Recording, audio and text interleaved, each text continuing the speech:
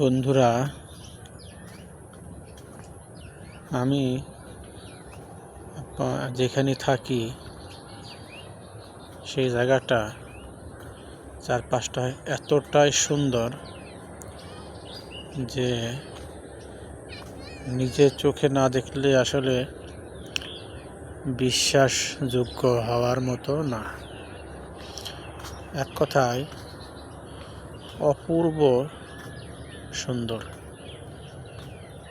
চতুর্পাশে অনেক খোলামেলা জায়গা এবং একটা খুবই সুন্দর প্রাকৃতিক দৃশ্য। এখানে প্রচুর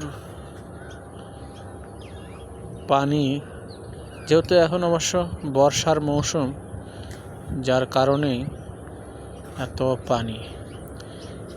যে খাল আমি এখন দেখাইতেছি, খালে অবশ্য সারা বছরই পানি থাকে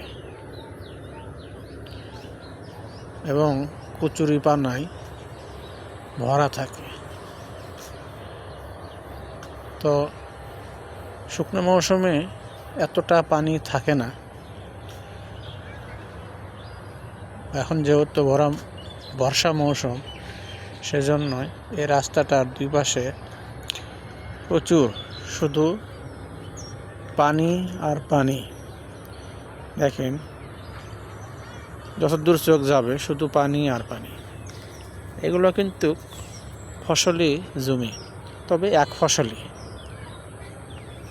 এসব এলাকাতে দুই ফসল হয় না, কারণ বছরে 6 মাস 7 মাস এই পানির নিচেই ডুবে থাকে।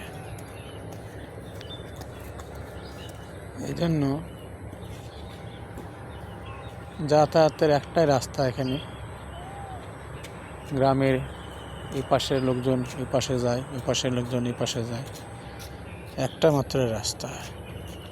ওই পাশে আরেকটা রাস্তা দেখা যাচ্ছে। গ্রাম একটা হলো, পাড়া আলাদা। ওটা একটা পাড়া এবং আমি যেখানে থাকি সেটা আরেকটা পাড়া। এটা টাঙ্গাইলের মির্জাপুর উপজেলার হাটুভাঙ্গা গোড়া এলাকাতে নাজিরপাড়া নামক গ্রামে।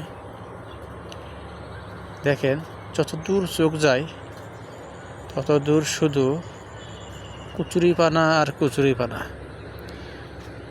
মানে কি যে মনোরম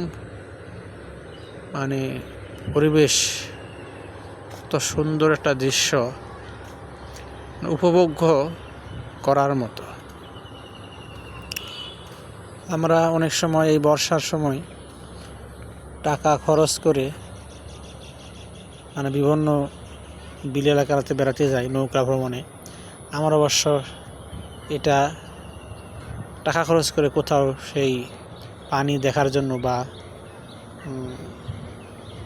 কোথাও যাইতে হয় না।